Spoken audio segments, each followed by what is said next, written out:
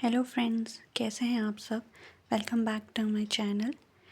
और हमने इससे पहले जो है टीजीटी कमीशन में पूछे गए कुछ क्वेश्चंस किए थे, उसके साथ मैंने आपको कुछ एक दो एक्स्ट्रा क्वेश्चंस भी करवाए थे जहां से क्वेश्चंस एचपी टीजीटी में पूछे जा सकते हैं। तो आज का हमारा जो नया टॉपिक है वो रिलेशन एंड फंक्शन से है, जहाँ से हर बार एक या दो क्वेश्चन पूछे जाते हैं।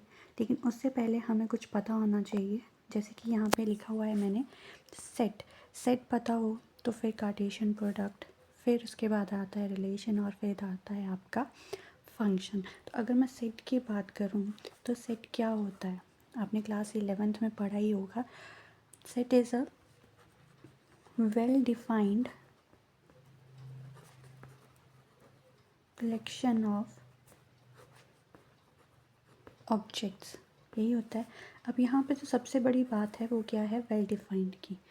ठीक है, तो वेल डिफाइंड को हम क्या बोल सकते हैं, अगर मैं आपको एग्जांपल के तौर पे समझाऊं तो वेल डिफाइंड होगा, मान लीजिए मैंने क्लास ली, उसमें 50 बच्चे हैं और मैं कहती हूँ कि a collection of well defined intelligent students. ठीक है, तो अगर यहाँ पे वेल डिफाइंड की बात करूँ तो इंटेलिजेंट स्टूडेंट जो है वो वेल डिफाइंड नहीं है। क्यों? क्योंकि मेरे अकॉर्डिंग उन 50 बच्चों से इंटेलिजेंट स्टूडेंट कुछ एक होंगे, किसी दूसरे टीचर के अकॉर्डिंग कुछ और होंगे, तो वेल डिफाइंड नहीं हुआ। वेल डिफाइंड हुआ जिसका सब में सेम हो।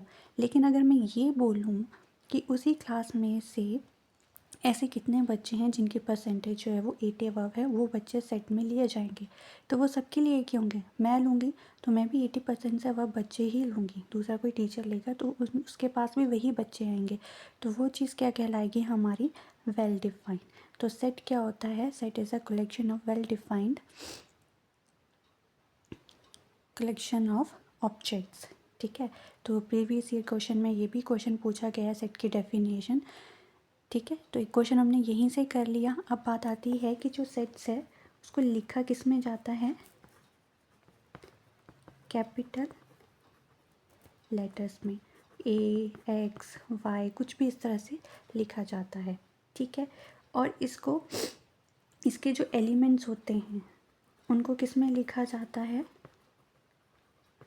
स्मॉल लेटर्स में। ठीक है, ए बी सी या कुछ भी, या 1 2 3 कुछ भी करके इस तरह से लिखा जाता है। तो ये होगी हमारे पास सेट की बात। ठीक है, और इसको किस में लिखते हैं हम, कर्ली ब्रैकेट में। अब आती है टाइप्स ऑफ सेट की बात। तो टाइप्स ऑफ सेट में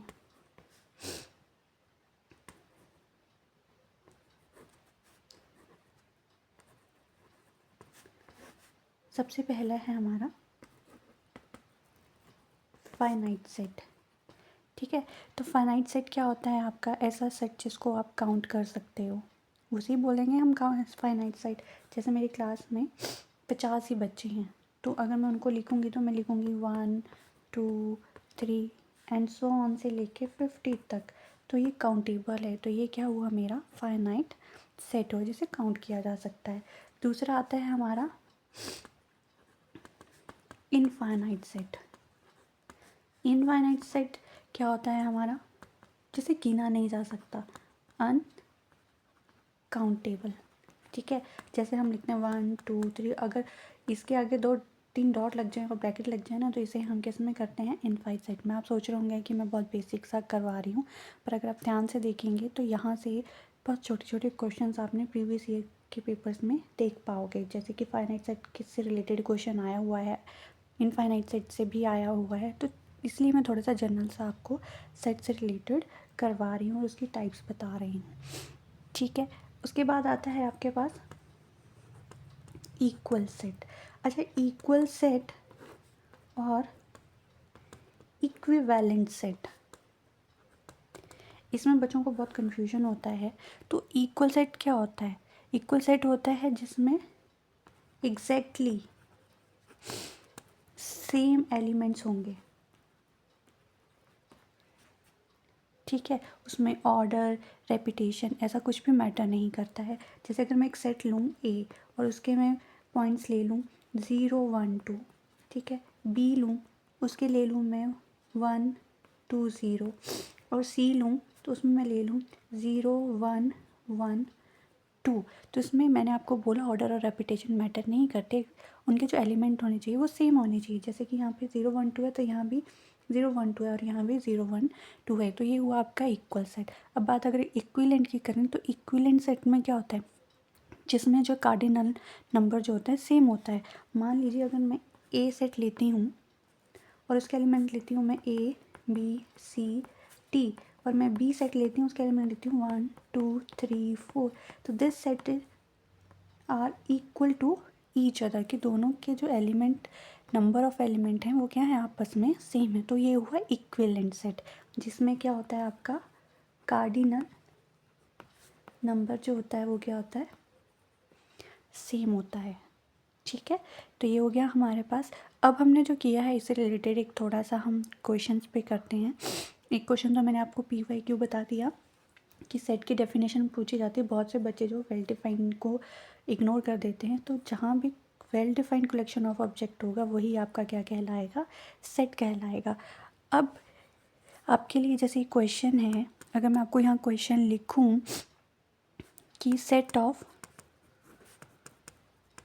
पॉइंट ऑनलाइन, तो ये कैसा सेट होगा बताइए, फाइनाइट होगा या फिर इनफाइनाइट होगा?